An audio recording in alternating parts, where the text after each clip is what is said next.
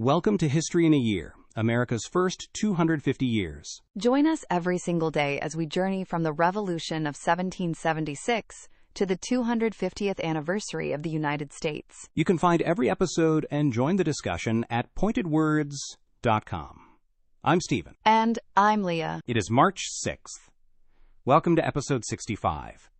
Yesterday, the Corps of Discovery stood at the Continental Divide and watched the dream of the Northwest Passage die. There was no easy water route to the Pacific Ocean.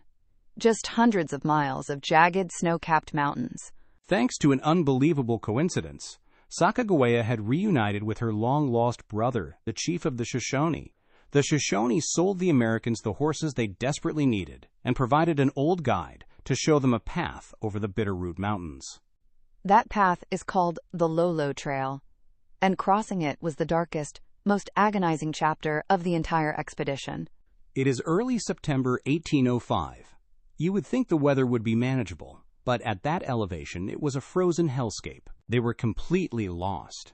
The trail was buried under the snow, and their Shoshone guide admitted he didn't know which way to go. And then the food ran out. There was no game to hunt, no deer, no elk, no birds. The men were pushed to the absolute brink of starvation. They had to break into their emergency rations, a gelatinous, disgusting block of dehydrated cow hooves and cartilage called portable soup. When that ran out, they had to start killing and eating their own pack horses just to stay alive. They were so hungry, some of the men actually started eating the expedition's bare tallow candles. The crossing of the Lolo Trail took 11 agonizing days. Finally, on September 22, 1805, William Clark hiked ahead of the main group and looked down into a valley. He saw a massive, flat prairie. The mountains were finally behind them. When the starving, freezing Americans stumbled down out of the mountains, they walked right into a massive encampment of the Nez Perce tribe. The Nez Perce were a powerful, wealthy tribe who bred magnificent Appaloosa horses. And when they saw these exhausted, half-dead white men stumble into their camp, the Nez Perce warriors had a very practical thought. They looked at the Americans' cutting-edge rifles, and they thought we should just kill them and take their guns. It would have been incredibly easy. The Americans were too weak to fight back. The entire Corps of Discovery was minutes away from being wiped off the map. But they were saved by a single, elderly Nez Perce woman named Watkuwais. Years earlier, Watkuwais had been kidnapped by another tribe and sold to white traders in Canada, who had treated her with kindness before she eventually escaped and made her way back home. When the Nez Perce warriors were debating whether to kill Lewis and Clark, Watkuwais stepped forward. She pointed at the Americans and told her people, "Do them no harm. These are the people who helped me." The Nez Perce listened to her. Instead of killing the expedition, they fed them. They gave them massive amounts of dried salmon and camas roots, which actually made all the Americans violently ill for a week because their starving stomachs couldn't handle the sudden influx of rich food, but it kept them alive.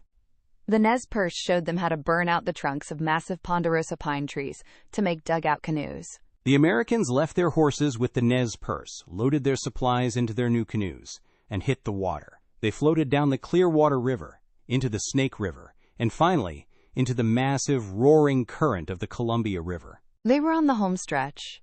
The Columbia River was the highway to the Pacific. They navigated treacherous rapids, trading with the Chinookan tribes along the riverbanks. The weather turned absolutely miserable. It rained constantly. Their leather clothes were rotting off their bodies.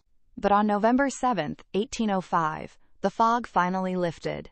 William Clark looked out past the front of his canoe, and he grabbed his journal. He scribbled down the most famous words of the entire expedition. Ocean in view. Oh, the joy. Now, technically, he was looking at the massive estuary of the Columbia River, and they were still about 20 miles from the actual open ocean. But he could hear the crashing waves, and he could taste the salt in the water.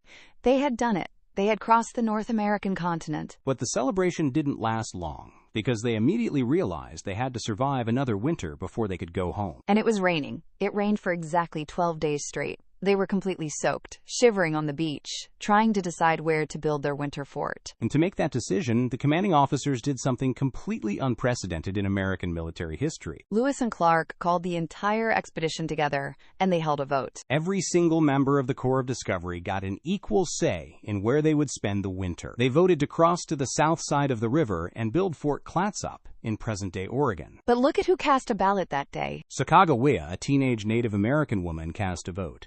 In York, an enslaved black man cast a vote. They spent a miserable, rain-soaked winter at Fort Clatsop, boiling ocean water to make salt and repairing their clothes. In March 1806, they packed up their canoes, handed the keys to Fort Clatsop over to the local Clatsop chief, and began the agonizing 4,000-mile journey back home. The return trip was much faster. They split up to map more territory, had a brief deadly skirmish with the Blackfeet tribe in Montana, and eventually reunited. They dropped Sacagawea and Charbonneau off at the Mandan villages, paying Charbonneau $500 for his services.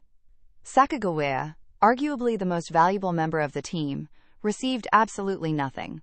On September 23, 1806, the residents of St. Louis looked out at the Mississippi River and saw a ragged, sun-baked group of men rowing toward the docks. The Corps of Discovery had been gone for 2.5 years. Most of the country assumed they were dead. But they had returned. They brought back maps that transformed the American understanding of the continent. They documented over 300 new species of plants and animals. And they solidified the United States' claim to the Pacific Northwest. Meriwether Lewis and William Clark became national heroes overnight. Thomas Jefferson's great gamble had paid off. But while Jefferson was expanding the Empire of Liberty in the West, he was fighting a very different kind of war in the East, a war on the open ocean. Join us tomorrow for episode 66, The Shores of Tripoli. We leave the Rocky Mountains behind and head to the Mediterranean Sea. Thomas Jefferson decides he is absolutely done paying bribes to pirates. We watch the United States Navy go to war against the Barbary States in the first foreign conflict in American history. I'm Stephen. And I'm Leah. You can find every episode at pointedwords.com. And this is our story.